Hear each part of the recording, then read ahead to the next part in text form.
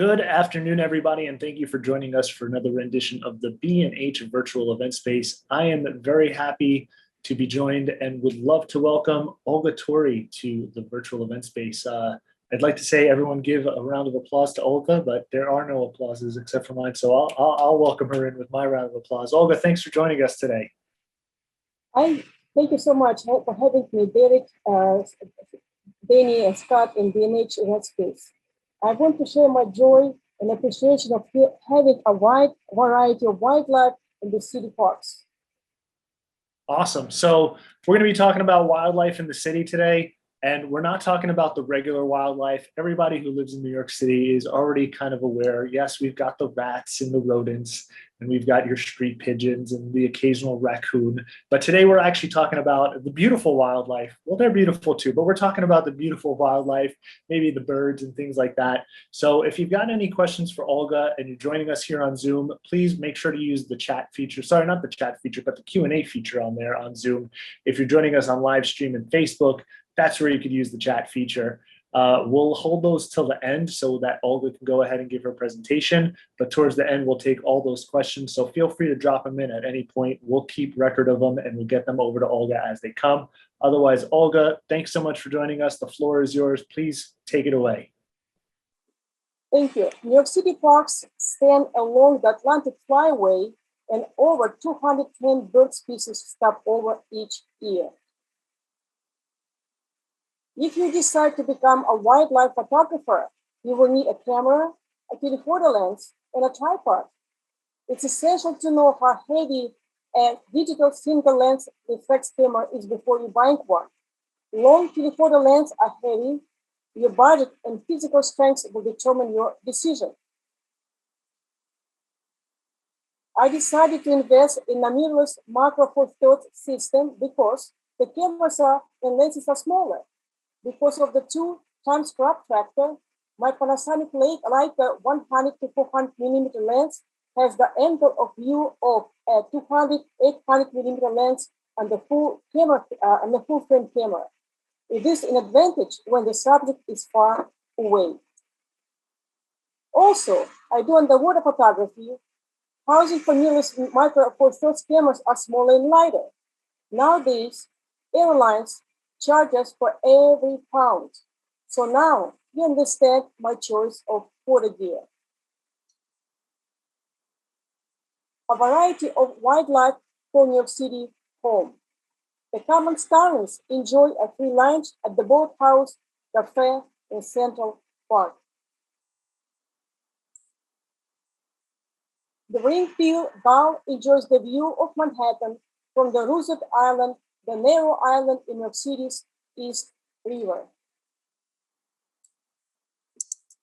Red-tailed hawk enjoys the view from the fourth floor at 4th Washington Avenue, Upper Manhattan. It is a beautiful part of the city with downtown, Washington Bridge, and Fort Lee, New Jersey. The first bird photo I took was in 2014 of the European starling at 72nd Street in Central Park, west of Manhattan, across the Dakota building.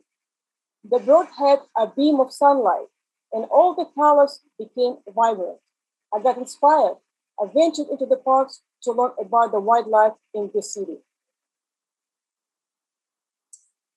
Wildlife photography has rules to follow to make your photo look right. Rule 1, fill the frame with your subject to see the details. In this photo, for example, you can see the feathers of white-throated sparrow. Rule 2, learn to be patient to get close-ups. Get low, move slowly, avoid eye contact. Rule 3, study your subject's habits to capture unique moments. For example, the European sparrow collects nesting material. Rule 4, shoot only during the golden hours, the 2 hours after sunrise and the 2 hours before sunset, the time when the light is soft, warm, and beautiful. Rule 5, follow the rule of thirds for balanced images. Rule 6, Focus on the eyes of your subject. Rule 7. Keep the background simple to focus on the subject like red-headed woodpecker. Rule 8. Wait to capture animals in unique situations. When my friend saw this photo, she purchased a camera and a lens and went with me to city parks. Rule 9. The welfare of your subject matters most. Be ethical. The bird is relaxed. I'm not in pigeon space because I used the telephoto lens. Birds in the category of color yellow. The American goldfinch, male with vibrant yellow plumage. In two poses. Birds consume food containing these pigments to blend into their surroundings or appeal to the potential mate. In the bird kingdom, females look less colorful like the female of the American goldfinch. On a hot summer day, you can see the birds, like the magnolia warbler, cooling off in the streams, ponds, and lakes of the city parks. Birds have features that get their names. The common yellow throat is a songbird known as the yellow bandit because he has this mask on his face. Females prefer males with a more oversized mask. Size does matter. The pine warbler is a small songbird and prefers to nest in pine trees and feeds on pine cone seeds. The yellow-rumped warbler feeds on the wax myrtle berries covered by wax for making scented candles. The bird is the only warbler able to digest such waxy material that helps to store more energy and migrate further north than other warblers. The Baltimore Oriole received its name from the resemblance of the male flowers to those on the coat of arms of Lord Baltimore. The cedar waxing is known for damage commercial fruit farms and it's considered a pest, although to me she looks fabulous and very elegant. And also you can watch the action that she tries to eat the berries and I was able to catch the moment when the berry is still not in her mouth, which makes very interesting image. The yellow warbler can recognize cowbird, which is a brood parasite, eggs in its nest, unlike many other birds. The bird with several bird species help reduce the number of the coffee berry beetles in Costa Rica coffee plantations by 50%. So this is a little tiny yellow warbler. It's actually very good for farmers, very useful. Now, in your photos again, as I said, keep your background clean. So here, the black and white warbler forages on tree trunks and limbs to feed on insects below the bark surface. And sometimes they suffer from the parasite bird brown-headed because she destroys the nest. And she puts the own eggs into this tiny bird nest, and the tiny bird cannot support her own chicks and the cowbird chick. And this is the parasite bird, as we say, the brown-headed cowbird. And what she does, she's very aggressive toward the other birds. And about 120 species of the birds found the eggs of the cowbird in their nest. And if a bird recognizes the cowbird eggs and throws them out, the cowbird comes back and destroys the host nest. And it's called amati behavior. Very mean bird. The black-capped chickadee is a small-sized bird. The name comes from the famous chickadee DVD, which is an alarm call. And it is an official bird for the United States of Massachusetts of Maine. And small bird, white-breasted nuthatch, forages for the insects and trunks and branches and is able to move head first down trees. Again, non-distracted background. The focus is on the eye when you're making a portrait. Here is a white-chested emerald feeds on the flower nectar and small insects. And the highest recorded wind beats for wild hummingbirds during hovering is 88 times per second. So all these birds were taken, this bird was taken in 14 Park Parsons Heights. And the barn swallow is a national bird of Austria and Estonia, and it feeds, drinks, and bathes while in flight. Amazing skill. Sometimes you might find an exotic escapee bird. I saw this parakeet 4 years ago near the Butterfly Garden in Central Park East. The common crackle looks like a dinosaur to me. Has a very serious, and it's actually has a serious threat to crops. The bird looks tough and means business. So it's okay to meet this bird in Central Park in the daytime, but not in the dark alley. Color red. So here I would like to show the birds with a red color. And now we have in Central Park, we have the bird feeders in the rainbow area, and the bird feeders attract lots of birds, and it gives you an opportunity to practice the bird photography. Birds of the city socialize, share space, and food like true New Yorkers. Red-headed woodpecker and European sparrows sharing seeds and discussing daily news. And cardinal male knows as a cardinal grosbeak looks good on the snow.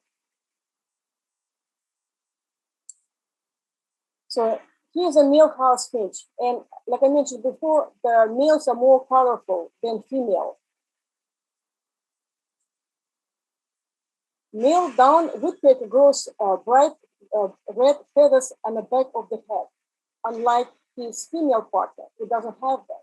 And that's how you can distinguish which bird is a male and which is bird female. And later back, woodpecker has a good camouflage to blend in with the trees.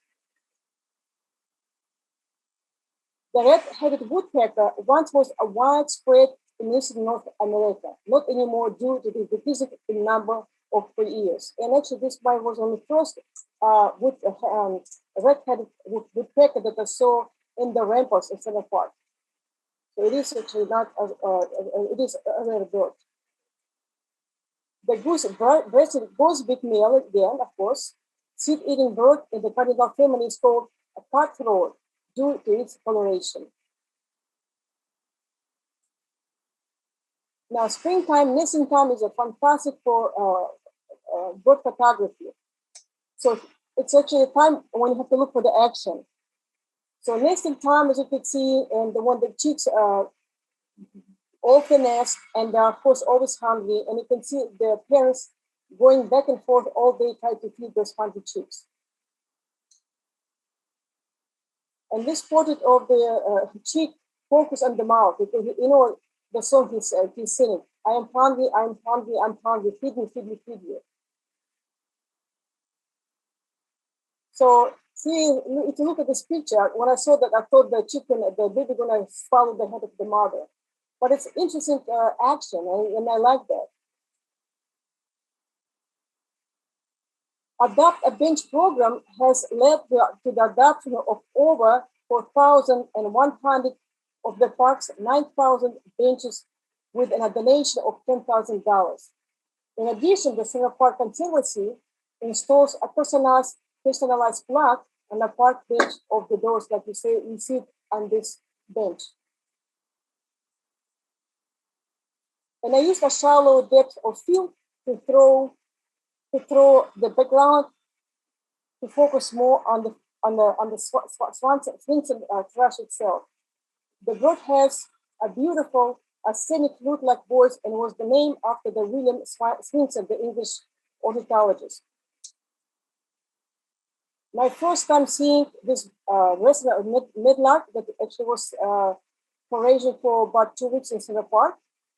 And in this photo, as you can see, I've got the right angle to show the best of the subject, the colors and the eye and the whole profile of this beautiful head. With those birds, because they nest in the grass to camouflage the eggs, and operations, to do the molting operations, they do sometimes destroy the eggs and young in them. So they have a big loss of the babies. So American woodcock hunts for insects using a very long, straight bill. And this guy was right at the Brand Park on the Fifth Avenue in 42nd Street, in the middle of hustle bustle of Midtown Manhattan. And he has a fantastic, very interesting writing work like display equal to Elvis Presley's dance moves. Now again, portrait, I focus on the eye of the cattle eagle. And my first time I saw cattle eagle was in Cuba in 2013. And the second time was a couple years ago, where downtown Manhattan. Can you believe that? So that's what kind of work we can have here. And obviously you want to try, take the portrait and middle range and try to actually take photo of the bird in action, like I did here. And when the cattle eagle hunts for the worms, and she got one. Light is essential in photography to get the best texture, vibrancy of color, and the luminosity on your subject. And this shows on the wild turkey that I saw where? I saw it Woodlawn Cemetery, Bronx, New York City, in cemetery. Can you believe that too, huh? And also sometimes I go for the long range, like Chipmunk and his luxury high-rise building in Northern Woods, Center Park, Manhattan. Middle range, behavior of Stelik and guards. He's aware of me, he sees me, but he knows I'm not a threat. But he will take any time if I get closer. And close up, focus on the eyes and adorable face. Again, when taking focus on the eyes because that's really important. It's very important. Cottontail rabbit we saw in Shakespeare and Garden Park in Shakespeare Garden in the park. Cottontails don't look for the food on windy days. Hearing is the primary defense mechanism. So you have, once you know that, you know the pitch to a particular animal, and you know that if it's windy day in the city, you will not see this animal. You can find the day when it's no wind. So they will help you to get the photos you want. Again, think of the portrait when you see wildlife. So the light on the eye of the groundhog shows the intensity of its awareness of me being watching him. Yeah, that animal is very interesting, kind of cute in a way. It eats 1 pound of plants a day. In summer, the weight increases by 100% to survive the winter without eating. It's amazing ability. And behavior again. If you see a groundhog standing up, it means he alerts others of danger. He saw me, so he alerts others if I get closer. Groundhog on the ground living space looks like a luxury apartment on Fifth Avenue. Many rooms built for safety, retreat in lousy weather, hibernating, sleeping, lab nest, and nursery. In addition to the nest, there is an excrement chamber, which we call a bathroom. Portrait of the raccoon's intelligent and pure space taken in Center Park. And capture unique moments. A family portrait of the raccoon's mother and the cop in the tree in Center Park near the Metropolitan Museum. And the pair of raccoons and I have enjoyed the view of the full moon over the Bronx in the highest point, New York City, Washington Heights, Manhattan. Striped skunks are rare in New York City. This one I saw in Portland Park, Northern Manhattan. Trash and pet food attracts animals. Skunks will spray humans or pets if they feel threatened. Again, focus on the eye. My only fox squirrel that I saw was in Capitol Square Park, Manhattan. They love New York City because of the abundance of food and nesting trees. Black morphed squirrels are the result of the abnormal pigment gene. Black squirrels have a considerably higher cold tolerance than gray squirrels. But eastern gray squirrel is only one of very few mammalian species that can descend a tree head first. A family portrait of the eastern gray squirrel, the mother and the child. Study of subjects' habits. The Virginia possum consumes up to 5,000 ticks in a season. That means very few people will have a Lyme disease. So very, very productive and useful animal. And yes, we do have rats in New York City and a lot. They are very widespread. And it's mostly, of course, the brown rat. And brown rat lives where humans are because humans the one that give you the food. No humans, no food, no rats. Again, portrait of this cute little rat, and again, a focus on the eye. These rats have acute hearing, sense of smell, and are sensitive to ultrasound. The average heart rate is 300 to 400 beats per minute. And they are good swimmers, both on the surface and underwater. Amazing, amazing creatures. Portrait of eastern screech owl, red morph, I took in Staten Island, in New York City. It was my first actually red morph in my life. So I was so excited and happy to see this bird. And it shows this habitat in an old tree hollow. So aim for the right time of the day to get the best light for your subject.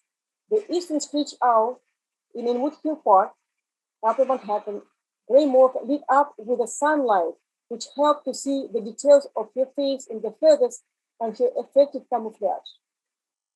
Because she really blends in if there's no light. It's pretty much impossible to see that. Portrait, again, eyes, eyes, eyes. This is a northern soil wet wild in Shakespeare Garden Park, Shakespeare Garden Park. And the unique design of the ears allows the bird to hunt in the dark purely by sound. An adult female northern soil-wet owl was found within the wrapped branches of the Rockefeller Center Christmas tree during installation on November 16, 2020. Rockefeller, or Rocky, endured the 3-day road trip and gained more fame when Frontier Airlines announced that her image would be featured on the aircraft tails in their fleet. It was a big sensation in New York City last year. And yes, portrait of Barry, famous Barry that every wildlife photographer knows in New York City. Now he's been living in Center Park for over 6 months. And Barry, the bar owl, hunts for small mammals like this rat.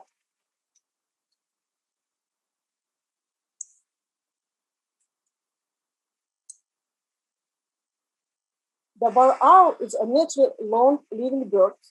In the wild, the record is 24 years, and in a captivity, 34 years.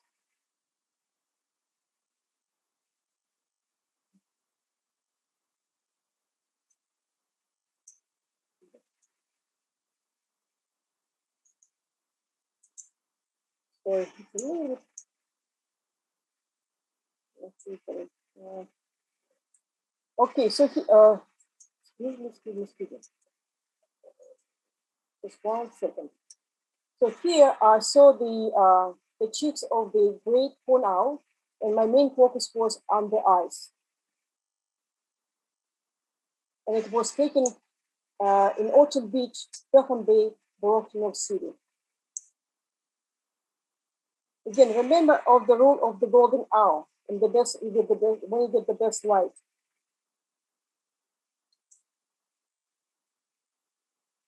And the great horned owl seems to be the most leading owl in North America. 29 years in the wild, in the wild years, and 50 years in captivity. This long-eared owl actually came to Center Park and stayed with us only 1 day. So I was actually lucky to get the photo of the shark, of the bird. And she has very interesting behavior. It freezes its body on the tall, thin position when it feels its approach or feels some kind of danger. And it's tried to mimic the tree branch, and stay unnoticed. Arctic bird snowy owl spotted in Center Park in December 1890. 130 years later, we have one on January 27, 2021. I was taking pictures in Woodhill Park when my friend Susan Kirby texted to me and she said, Olga, we got the big news, snowy owl in Center Park. So I built back home. I just jumped on a subway and made in time to see this beautiful bird. In 2015, a pair of bald eagles nested in Mount Loretta Unique area of Staten Island. The first nest in the city in 100 years. The couple is still there. And you are looking at the urban legend Pale Mill. The red-tailed hawk has been living on Fifth Avenue in Manhattan since 1990. And he was featured in films and in children's books. He's now 31 years old and he's going strong. And red-tailed hawks hunt for rats and squirrels. And you can see here, the red-tailed hawk got, unfortunately, his victim, a rat, brown rat. The ospreys and owls are the only raptors whose outer toe is reversible, allowing them to grab their prey with the two toes in front and two behind, which are helpful when they grab slippery fish.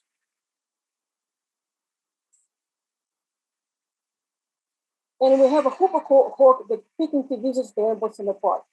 And I like the pattern on his body and long, beautiful tail. The peregrine falcon is the fastest bird in the animal kingdom, reaching over 240 miles an hour during its high-speed dive when he hunts. And this actually one nests near the Center Park, Upper Manhattan, in the 80s, up Pages Street. And he was actually right near the reservoir. So remember about the light, that's what makes you photo. So this is actually the only common kestrel that I saw so far in my life. And I saw where? I saw it again in the city. I saw it on the top of the smallpox hospital Roosevelt Island in Manhattan. And they are not often seen, unfortunately, in New York City or in North America yet, mostly in Europe. And again, when you're taking photos, always consider the background. So here, ring-billed owl foraged for food, working and waiting in the low tide. And it also taken an upper Manhattan in Woodhill Park. And the building actually reflects in the water. So you can keep an eye on the background. Nothing should be distracting to eye from the subject itself, like here. There's a great blue heron flying in Woodhill Park. And again, the same bird in a different background, but non-destructive. So again, your eye goes right toward the bird itself. And this is an urban picture background in Coney Island Creek, Brooklyn, with a great blue heron. And it's my first time also. It's the first time because a lot of time I see it first time. It's truly true. This was the yellow-crowned night heron chief on the nest in Governor's Island, which is the Governor Island now is open to the public, and it's 172 acre island in York Harbor. You have to take a ferry to go there, to the mainland. First time also I saw this American beetle and a tree in Center Park. So study behavior, like I said before, and you will get what you want. So here the behavior that this bird eats fish and has beautiful large red eyes. And that's where your eye draws to, the fish and the eye.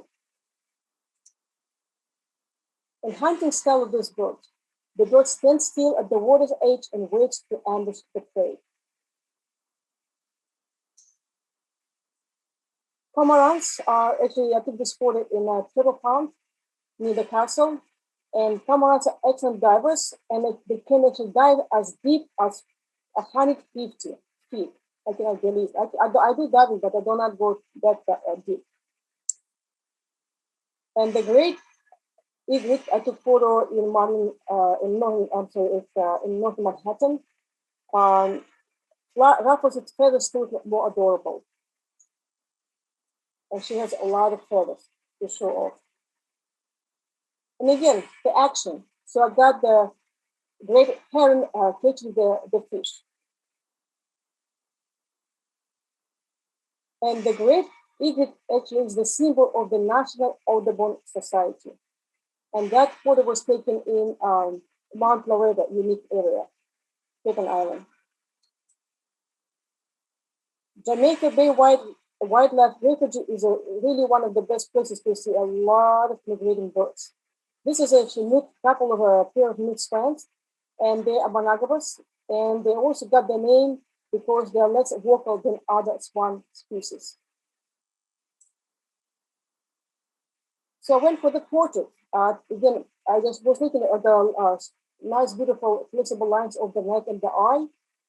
And Canada Goose had established breeding colonies in urban areas, which provide food and few natural predators. Always look for the background. So I use the reflection in Harlem Near Center Park, the building reflection, and it comes kind of really nice texture in the water. Catch the action, flying, taking off, eating, hunting.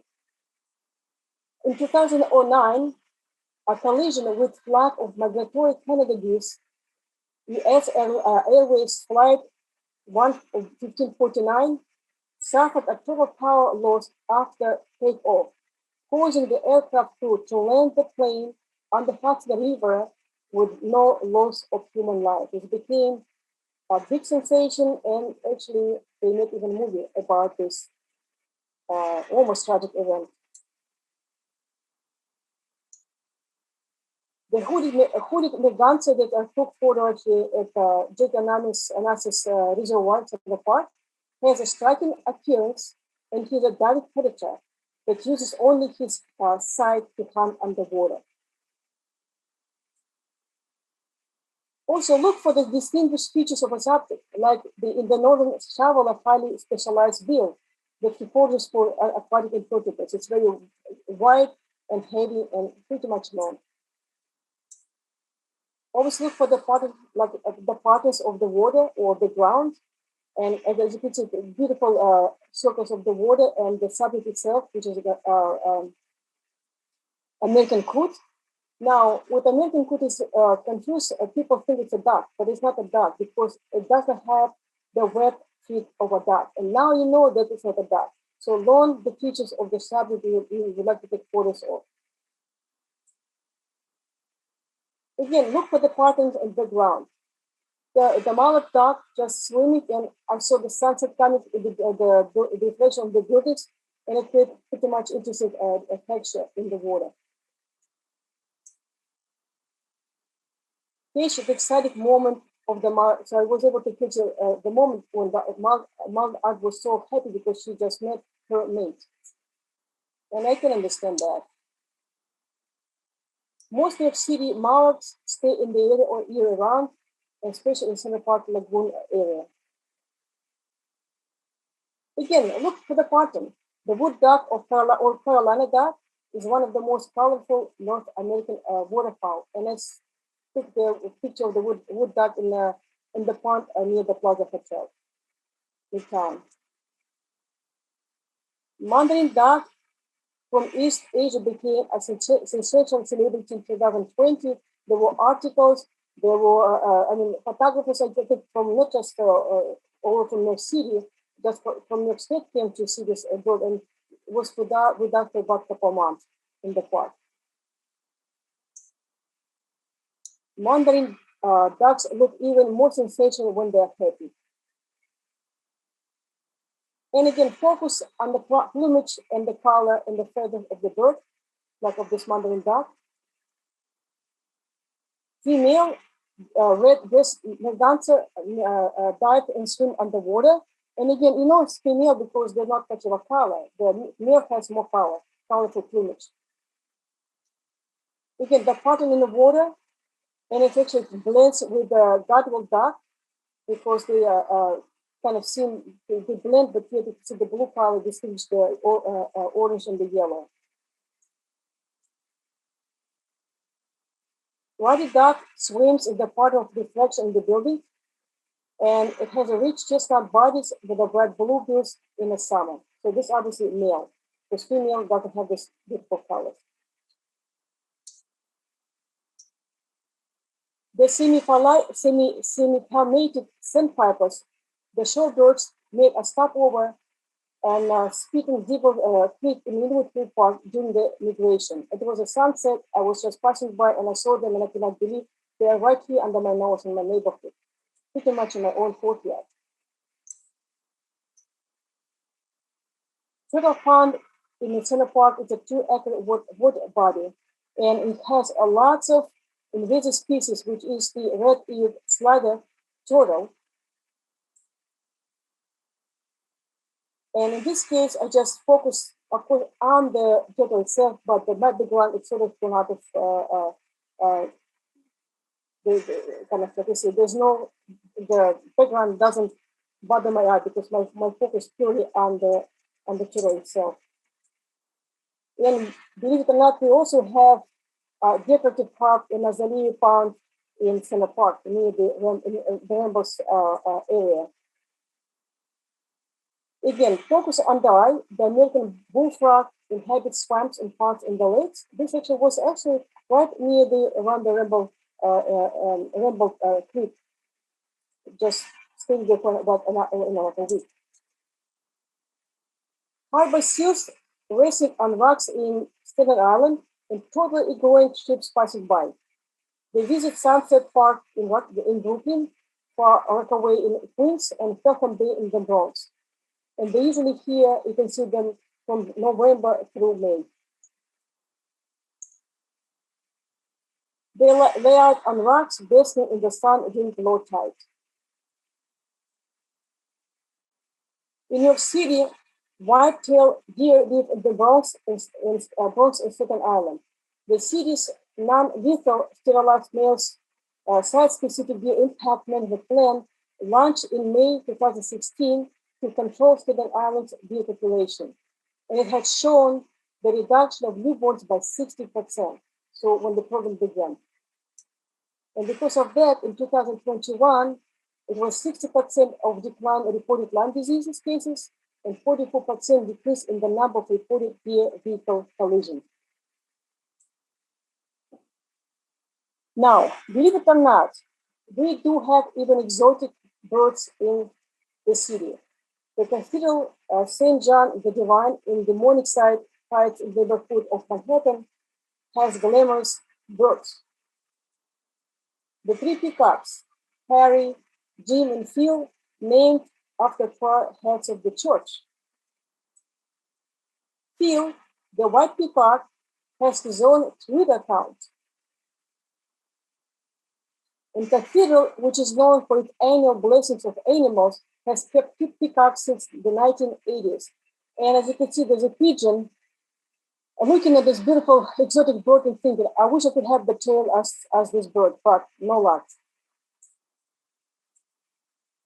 So I just would like to show you a few images of the locations where you can go and watch the wildlife right near the city and behind the city locations. This is actually the view of downtown Manhattan skyline from Jamaica Bay Wildlife Refuge. And in this bay, you can see a lot of numerous marshy islands. Mount Loretta Unique Area has approximately 1 mile of shoreline and open space reserve. The area size now totals 241 acres, and the land was purchased from the Catholic Church of New York City by the New York State Department in 1999. Harbor Mere is a lake of the northern east corner of New York City Center Park. And it became an island in the near, and then it became the retreat for a lot of water birds. The Conservancy restored the woodland in the northern woods in Central Park, and now it's the largest woodland in our main cities. I mean, in the cities parks. Before it just was the land that you did not want to even go to, but now it's really beautiful with a lot of trails and really groomed and cactus and trees and a lot of wildlife. The Colleen Kennedy Analysis Reservoir in Central Park in Manhattan stretches from 86 to 96th Street. It covers 106 acres and holds over 1 million US gallons of water. The North Bridge offers a nice view of the lake near West 78th Street. And it's a very touristy place because you can really have a nice photos of sunset and the view of the midtown of Manhattan. In Wood Hill Park, where I live, largely natural and consists of mostly wooded non-landscape hills unlike other in Manhattan parks. The Shorakapo Rock is the site of a great tulip tree, the largest and the oldest tree in Manhattan. According to legend, this is where Minoid negotiated the purchase of Manhattan Island from Native Americans. The Henry Hudson Bridge from the park along the Harlem River, and it has coastal march where you can find a lot of birds. So I would like to finish to know that New Yorkers and tourists enjoy the green space and the wildlife in the city. The wildlife kept us sane and happy in 2020 during the pandemics. So New York State falls under the regulatory jurisdiction of the State Department of the Environmental Conservation. It is illegal to hunt anywhere in New York City. And any questions? Excellent. Thank you. Thank you so much, Olga, for sharing this with us. There's so many beautiful images. You know, one of the things we were talking about before we kind of went live with everything is, you know, how we underestimate how much wildlife there is in the city. And, you know, we were kind of joking about it, talking about regularly, we just think about rats and raccoons and possums. And, you know, seeing your presentation, I didn't even realize that there were things like deer or peacocks living in New York City. So that's absolutely beautiful. And obviously, you know, they chose New York City because everybody wants to come here. You know, it's the city that never sleeps. But, you know, in reality, what do you think it is that allows these exotic animals to thrive in a city like ours? Well, New York City, actually, as we know, everybody goes to New York City. And because of so many people, it means there's so much food available to wildlife. And it means it's just easy for them to get the food and go on their own and hunt somewhere and, you know, try to fight with other prey and predators. That's why we have so much of wildlife in the city. And also because nowadays our parks in the city are being really taken care of. They got donations and money. And so it benefits the city and the residents of New York City. And and wildlife, of course. Awesome. So we're getting a question from Elizabeth, who's joining us on Zoom. And obviously, it wouldn't be a discussion if we didn't talk a little bit about gear. We always have to talk about gear because we want to know how we can create these amazing images. So Elizabeth wants to know, do you typically just mainly stick to using a telephoto lens and a tripod? What's your setup kind of like? Yes, because again, telephoto lens allows you to take close-up of a subject, because if you do not have telephoto lens, it means you have to get closer to the wildlife, and it's not good. And like I said, the welfare of the wildlife is more important than a photo you're going to take of. So you want to make sure that you keep a safe distance and not to disturb a wildlife. And again, while a telephoto lens allows you to take a portrait, right? So you can have, like I said, allow you to cut the distance between the subject and your camera. And yes, the telephoto lens is essential. And tripod again, especially when you go on later hours of the day, before like sunset, or if you're going to take photos of an owl, which is a nocturnal animal, and it's actually hunts after sunset, right?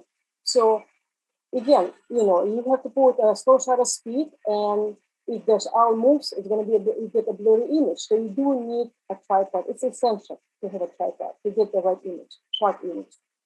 So kind of on that, obviously, like you said, telephoto lens is going to help you out, get a lot closer without having to disturb the animal, maybe startle it or anything like that. In terms of seeing the animals, because you're clearly not very close to them, you're a little bit further away. Do you bring a pair of binoculars with you to kind of scope out what you're looking for? I do not. No, do some people do so. Those that have a good eyesight, and people always say like, "Wow, you can really see the wildlife." It's just no, I don't need it actually, but I do know some people do so, and some people bring the binoculars because they do not have the telephoto lens, and they just have sometimes iPhones, and so they use the binoculars to get the close features of the particular bird or wildlife. Great. And now I want to go back to something you said early on in the presentation. You mentioned that you try to stick to shooting either at the golden hour, at the golden hour. So, sunset, sunrise, those hours. How long are you typically spending in a spot trying to capture an image? Because it is such a brief amount of time and you have a limited amount of time, but how long does it typically take? Do you come back multiple days to try to capture the image you're looking for? Or do you typically have success on those first days? Again, I usually plan to come. If I know that a bird like Barry, the barred owl, they've been in the city for 6 months, so he's still there. So I know that he's going to be there, and I just will come a bit early. First of all, as you saw my last photo, I mean, I look at this photo, a lot of people now start going because of Barry, because he became really a big attraction of the city. And so I come early, and if I have time, of course, and I bring my tripod, and I have to find the place to put to put my tripod because there are a lot of people now, and I do not want to disturb somebody's spot. So you have to get the spot earlier, the one you can see the body, right angle, right? So you have to come early. If you're talking about the bird or some other wildlife, they're not always there for you. Sometimes you just get lucky. Sometimes your friend told me that, told you that, oh, you know what? Somebody just told me that we have such and such, and, I just put everything down and just run and go. So sometimes I don't even have a tripod because you know that the time is really matter. It's all about timing. So golden hour, yes, we try to plan because you know that depends where the nest is or where the animal or particular subject going to be. So yes, try to be there on time because if I take a train, subway, it might take me longer because of the it just stops for a lot of reasons. So I give myself enough time to be on time. It's very important because otherwise you're going to waste your time and your efforts you put into this particular project. Got it. Got it. So Caleb is asking, in terms of going back to talking about the telephoto lens, are you using a zoom telephoto lens or are you using something that's a fixed, like a 400, a 500, a 600? I do prefer zoom telephoto lens because sometimes I would like to have more just say an eye or a head of a particular bird or animal. So I can actually move back a little bit just using my lens, of course, not myself, and have a full body of the animal. Like you saw that I took a couple either photo just of your head, and then I wanted to show the cattle bird even in action when she was arranging for the worms. So again, I did not move back. I just use my lens and that zoom in and zoom out. That's it. So I do prefer personally. I do prefer zoom lens. Sure. And I mean, just out of specificity, what lens is it that you typically tend to use? Well, the last one I bought, and because I use Olympus newest cameras, I bought Panasonic Leica 100 to 400 millimeter lens. And before I had the 72 300 Olympus lens. So I actually still using them both, but that's Panasonic Leica is my main lens now. Got it. And do you ever pair that with a teleconverter, or you're typically just using that straight? I don't need the teleconverter now. I just use it as my phone lens. Awesome. Now David's joining us here on Zoom and said, "Hey Olga, wanted to say hello." Hello. Really appreciated, the tour of the five boroughs. Uh, Wanted to know, how do you handle the low light, high ISO situations and remove noise in post production? Well, again, I use a high ISO and I use a slow shutter speed and tripod. So, and I don't do much of actually over, after productions, editing stuff, but I know there's a slide that can actually decrease the noise in your photos, and that's what I use. And I like actually Lightroom, that's what I use. Awesome. Awesome. Well, Olga, I want to thank you so much for being here.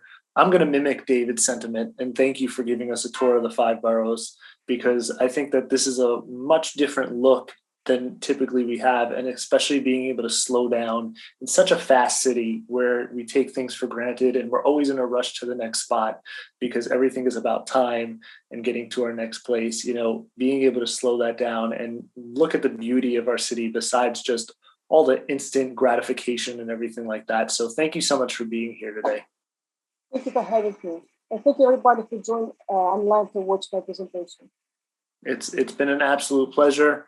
For everybody at home who joined us today, I want to thank you for joining us as well on our little tour of the five boroughs. It's a beautiful place. If you haven't been here, please come on and visit. You could always check out your favorite photo and video store, B&H Photo. We're located in New York City, so definitely come stop by and say hi. But otherwise, till the next time, this has been another rendition of the B&H virtual event space. We'll catch you all next time. Have a great day.